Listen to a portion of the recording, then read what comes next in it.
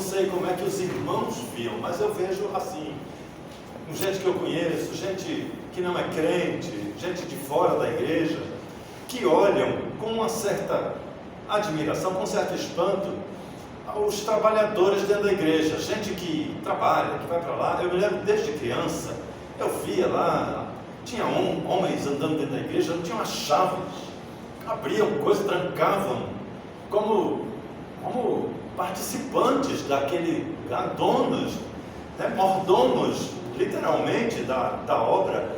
E eu ficava impressionado com aquelas pessoas que, como é que elas foram arregimentadas? Será que teve um treinamento? Como é que se torna um trabalhador de Deus? E eu me lembro que eu fiz uma pergunta infantil, eu não vou lembrar, mas muito menino, a gente pergunta as coisas sem saber direito, né?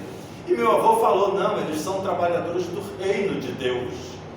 Tá certo, eu acho que aquilo complicou ainda mais minha cabeça. Rapaz, como é que a gente aqui na terra é trabalhador do reino de Deus? O reino de Deus é aquele negócio, deve ser uma coisa assim, maravilhosíssima, distante da nossa realidade simples, né? Distante da nossa vida imperfeita. Como é que nós desenvolvemos trabalhadores para o reino de Deus ainda aqui na terra? Isso foi um questionamento que rodou na minha cabeça durante muito tempo, na minha adolescência. A minha adolescência foi muito complicada, eu não era um adolescente legal assim, eu era um adolescente complicado, cheio de questão, cheio de questionamento com tudo, e esse era um dos assuntos. Por que aquelas pessoas são diferentes dentro da igreja? Por que dentro de uma igreja com 1000 pessoas tem lá 20, 30 que são os trabalhadores, são aqueles que têm aquele afinco, responsabilidades, que são imbuídos de autoridade, cuidam disso, cuidam daquilo, são pessoas responsáveis por departamentos, os trabalhadores de Deus, algo maravilhoso e acessível a todos nós. Aqui nesse trecho que nós lemos, nós temos o caminhar, o que acontece com uma pessoa para que ela seja um trabalhador de Deus. Aliás, eu não sei quem estava ontem na igreja mãe, quase que o pastor pregador chega no ponto onde eu ia pregar hoje, mas não foi parecido, mas não foi o mesmo lugar. E aliás, ele falou sobre outra coisa, né? Mesmo que o texto coincida, às vezes, em alguns aspectos, a mensagem nunca é igual, a mensagem de Deus nunca se repete. O Senhor tem milhares de igrejas espalhadas pelo mundo, se não milhões, e em cada domingo, cada culto, a mensagem dele é única para cada uma dessas congregações. Só mesmo o nosso Deus possibilita essa maravilha, né? Então, queridos, vamos olhar aqui nesse texto. O que aconteceu com aqueles homens lá? Os nomes que a gente leu aqui são os nomes que se tornaram os trabalhadores de Deus. Eram os servos de Jesus que trabalhavam para o reino de Deus. Todos os trabalhadores da era da graça farão parte do governo de Jesus, do reino de Jesus, o reino eterno de Jesus. Nós faremos parte desse trabalho tão gigante que a gente nem imagina como. A gente olha para a gente mesmo e vê como a gente é simples, como a gente é pequeno, com o perdão da expressão, insignificante em relação ao reino de Jesus. Jesus é o Senhor de todo o universo e a gente participa disso? Sim. Vamos olhar aqui o que foi aconteceu com aqueles primeiros obreiros, aqueles primeiros homens, os primeiros trabalhadores do reino de Deus, e vamos olhar os caminhos, que são os mesmos caminhos que nós hoje podemos seguir para nos tornarmos trabalhadores também do reino de Deus. A princípio, a gente viu no texto o aspecto que mais se destaca é que os trabalhadores foram chamados por Deus. Ninguém decide trabalhar para Deus. Ninguém opta. Não, eu não quero ser médico, eu quero ser diácono. Não existe essa opção.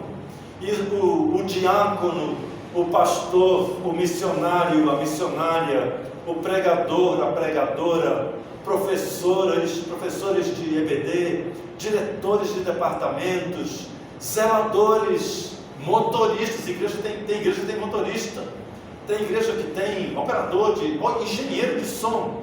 é tão grande, uma coisa tão grande, tem lá um engenheiro de som, que ele foi chamado pelo Senhor. Não tem nenhum trabalhador dentro da igreja que não seja chamado por Deus. Quando às vezes a gente se mete num trabalho sem ter sido chamado, está tudo errado. Porque é imprescindível que sejamos chamados. A gente vê aqui que a primeira coisa que aconteceu no ministério de Pedro, no ministério de André, no ministério de todos aqueles homens, foi o chamado. Tudo começa com o chamado. E esse chamado é uma coisa muito especial, né? Não é um chamado, Deus não manda uma carta, não é um chamado, Deus não manda um recado. Alguém disse, viu, entendeu? Não. Deus chama no coração da gente. Não chama em português, chama numa linguagem de sentimentos. Que a gente se sente atraído, se sente interessado por alguma coisa, às vezes nem sabe por quê, não entende por quê. Aliás, normalmente a gente pensa, não, eu acho que não é possível que Deus esteja me chamando para algo tão importante dentro da igreja. E é assim que Deus faz. Deus chama as pessoas para as suas funções importantes dentro da igreja, considerando que não tem nenhuma função na igreja não importante, todas são iguais, né? É que a gente tem um dispositivo aqui intelectual de separar o que é mais importante, o que é menos, mas isso no reino de Deus não existe. Somos todos iguais. Aqui na terra não há acepção de pessoas. Não sei lá no céu, quando a gente chegar lá pode ser diferente, não sei, mas aqui não. Na igreja o pastor não é maior do que o diácono, nem do que o professor, nem do zelador, nem nada. Todos são iguais, pecadores, arrependidos, regenerados, chamados para trabalhar dentro da igreja. O segundo acontecimento na vida dos chamados que a gente vê aqui é que eles são chamados diretamente por Deus. Deus não existe uma forma paralela de chamado, não existe um sistema de chamamento. O chamado vem de Deus e somente o chamado ouve. É por isso que é diferente, é por isso que é difícil, né? É por isso que Moisés disse, não é possível, não posso. O Senhor deve estar enganado. Jeremias também, eu sou muito jovem para isso. Como é que o Senhor vai chamar um jovem para ser profeta? Todos os chamados têm aquela resistência. Rapaz, será que é isso mesmo? Porque estamos ouvindo em nossos corações a voz do próprio Deus. Não é a voz da igreja. Deus não usa a igreja para chamar. Ele usa a igreja para o nosso trabalho, mas Ele chama pessoalmente. E é claro, Ele chama para uma função estranha. O texto aqui, a expressão que Jesus usou foi: eu vos farei pescadores de homens. Você já viu um pescador de homem na rua? Um cara que joga a rede em cima de alguém, de um homem? Anzol, como é que se pesca homem? Jesus usou uma expressão de uma função que não existe. O chamado da gente é sempre para um trabalho sem paralelos, sem nenhum outro igual. Não existe um padrão de servos de Deus. Não existe um curso superior para servo do Senhor. Não existe. Não existe bacharel em diaconia. Não. Porque cada um que foi chamado para uma função única, que nunca mais vai se repetir em nenhuma igreja, em nenhum lugar. Nunca vai ser preenchido por outra pessoa, porque é uma função única. O que essa expressão pescadores de homens quer dizer é exatamente isso. É uma função que não se enquadra em nenhum padrão que conhecemos. É algo inteiramente especial, dedicado exclusivamente ao Senhor. Não tem um comparativo, não tem um paralelo no mundo. Não tem nenhuma empresa que tenha uma função parecida com as funções da igreja. A gente até usa o conhecimento secular. A gente usa na tesouraria, né? A gente usa matemática, usa programas. A gente usa o conhecimento que aprendemos lá no mundo para otimizar o nosso trabalho na igreja. Mas a função do tesoureiro é muito diferente da função do bancário, porque ele é um servo de Deus. Ele foi chamado para a obra de Deus. Então não há nenhum cargo na terra como um parâmetro no mundo. Somos todos diferentes da vida secular. Nós vemos ainda outros elementos interessantes nessa trajetória no caminho de quem vai servir a Deus, quem vai trabalhar para Deus. Uma é que o próprio Jesus capacita, né? O Senhor capacita, ele disse: eu vos farei. Eu imagino Pedro, pescador, analfabeto naquela época era a coisa mais comum do mundo. Se ele era um pescador, ele não precisava aprender a ler e escrever, então ele não sabia ler e escrever. E ele estava lá no seu barco, né? Quando Jesus passa, todo mundo está vendo que Jesus é um mestre. Ele tinha uma roupa que o identificava como mestre, como uma autoridade nas letras. Ele podia chegar na sinagoga e lia. Ele era diferente de um cidadão comum. Então ele chega perto do barco e diz para Pedro: vem, segue. É claro que Pedro diz: Senhor, olhe bem para mim, eu sou um pescador. Para que o senhor quer um pescador lá no deserto? Para que um pescador é útil para um futuro rei, um governante, um homem importante, um mestre da lei? Eu não sei fazer nada além de pescar. Foi aí que Jesus disse: eu vos capacito. Deus capacita os seus chamados. Nada que aprendemos no mundo, a nossa ciência material, muito pouco importa na obra de Deus. É por isso que Deus chama todo tipo de gente. Chama gente culta, chama analfabetos, chama pessoas simples, chama pobres, ricos, grandes, pequenos, bonitos e feios, todas as raças, todo mundo pode ser chamado, porque a capacitação vem diretamente dele. Não importa que tipo de gente somos, é o Senhor que prepara aqueles que ele chamou. Se o Senhor chamou, ele sabe por quê. Ele sabe que vamos aprender, vamos conseguir, porque ele é quem ensina.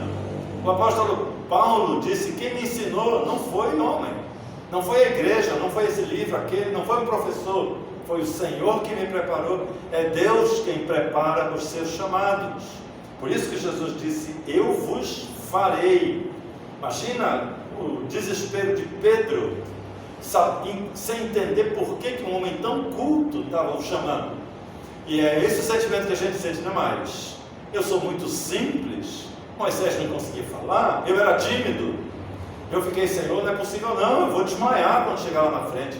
E o Senhor disse isso mesmo, assim, ele diz para todos nós: eu vou preparar você. Jesus não vai jogar a gente lá na fogueira e se vira, não existe isso no reino de Deus. Ele chama os seus servos, porque conhece os nossos corações e nos prepara para a obra, nos capacita para a obra. O próprio Deus nos prepara. O seminário não prepara ninguém, não. Seminário não é para fabricar pastor, não existe faculdade de pastor, não existe isso não.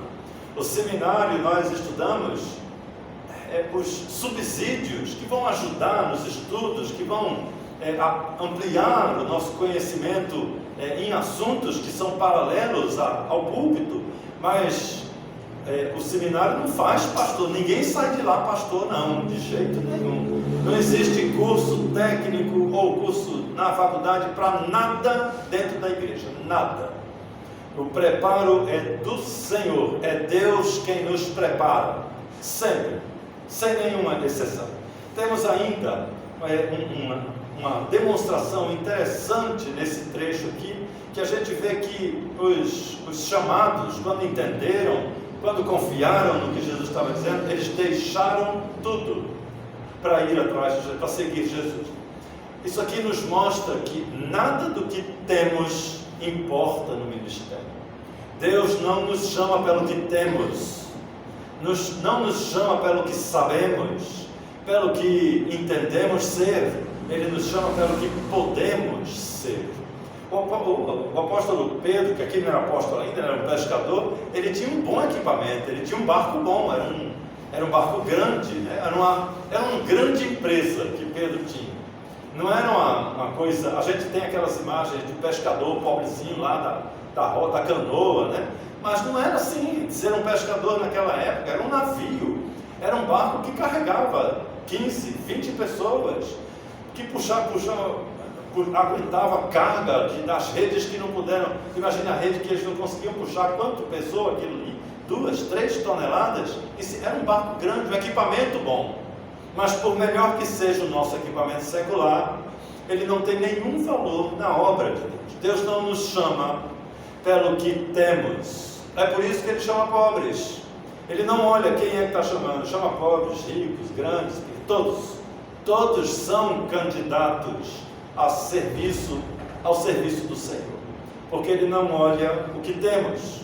E ainda temos um outro detalhe aqui no outro barco. Eles deixaram, era o João, né? E eles trabalhavam para o pai, estava lá com o pai, provavelmente tinha outros funcionários, e eles deixaram o seu pai. Isso aqui gera aquele negócio, gente, ele abandonar. Então Jesus chama e a gente abandona a família. O significado disso é que para o chamado do Senhor não tem hereditariedade, não tem herança. Eu não sou chamado porque meu pai, minha mãe, não. O Senhor chama cada um de nós, independentemente de família, independentemente de termos a família na igreja. Às vezes a gente imagina que a família tem uma tradição na igreja, então se espera que os filhos participem da igreja. Não. Família não significa nada em relação ao chamado. A família é a célula da igreja? Mas o filho do pastor não é pastorzinho, não é futuro pastor. Filho de crente não é crentinho. Isso foi uma pregação do pastor Manfredo Grellet. Eu tinha 11 anos, irmãos, e ainda me lembro. Eu lembro que a igreja toda riu, e eu fiquei muito feliz, porque eu morri de vontade de rir, mas não tive coragem de rir, fiquei com medo de rir. Mas a igreja riu quando o pastor disse: filho de crente não é crentinho. É uma grande verdade isso. Minha mãe disse uma outra coisa mais engraçada ainda. Ela disse que Deus não tem neto. Então, o filho do filho de Deus não é neto de Deus. Ele não é nada de Deus até aceitar a Jesus e se tornar também filho de Deus. Isso me torna irmão da minha mãe. A minha mãe é minha irmã em Cristo, não é verdade?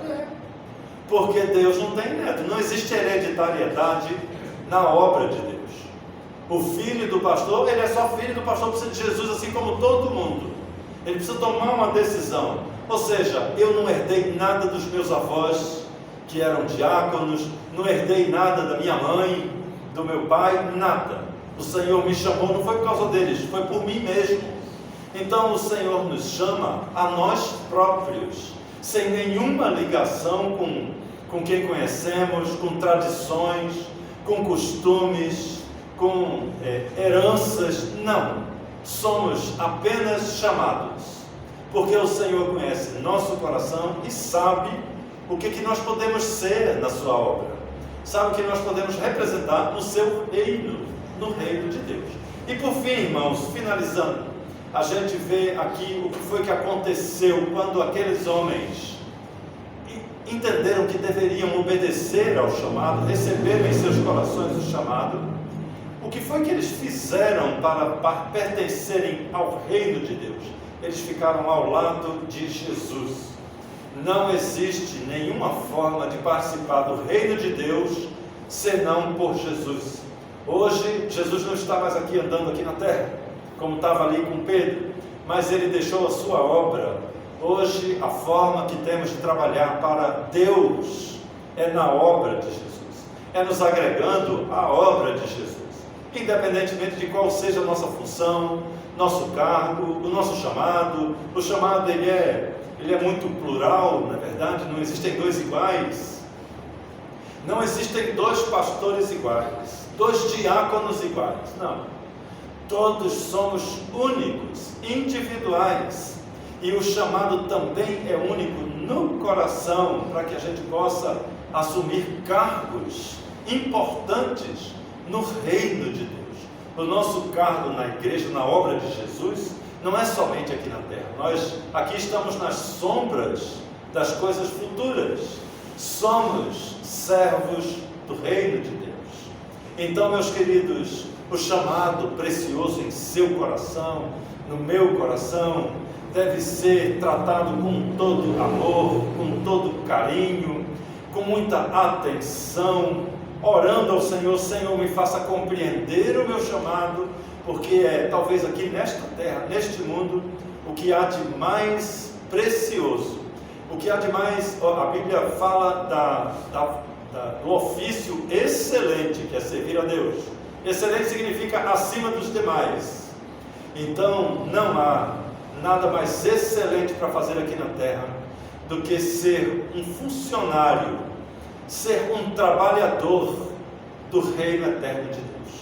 E todos nós podemos começar hoje, aqui na terra, aqui na nossa igreja, ao lado de Jesus, na obra de Jesus, como aqueles homens fizeram, e entraram para a história. E o trabalho deles, aquele que era só um pescador, onde ele iria imaginar que ele ia pregar para 3.000 se converterem? Onde ele iria imaginar que hoje a gente estava aqui? O mundo hoje fala do apóstolo Pedro com reverência, com respeito a um pescador, humilde como a gente, simples como nós, que nós não estamos vendo o futuro. Não estamos vendo o futuro dessa igreja, o futuro que Deus vê. Então obedeçamos ao seu chamado. Atendamos ao chamado do Senhor, mesmo que a gente não entenda direito como Pedro não entendeu. É o Senhor quem vai nos dirigir, nos capacitar para sermos os trabalhadores do reino de Deus já, aqui na terra. Quem é que está falando comigo? No princípio da eternidade, não é isso? Já começamos na nossa vida eterna. Então, queridos, vamos orar? Vamos orar e apresentar a Deus como que nós enxergamos o seu chamado. Como que nós ouvimos o seu chamado? E qual é a nossa voz, a nossa resposta para o seu chamado? Vamos ficar de pé, por gentileza, mais uma vez.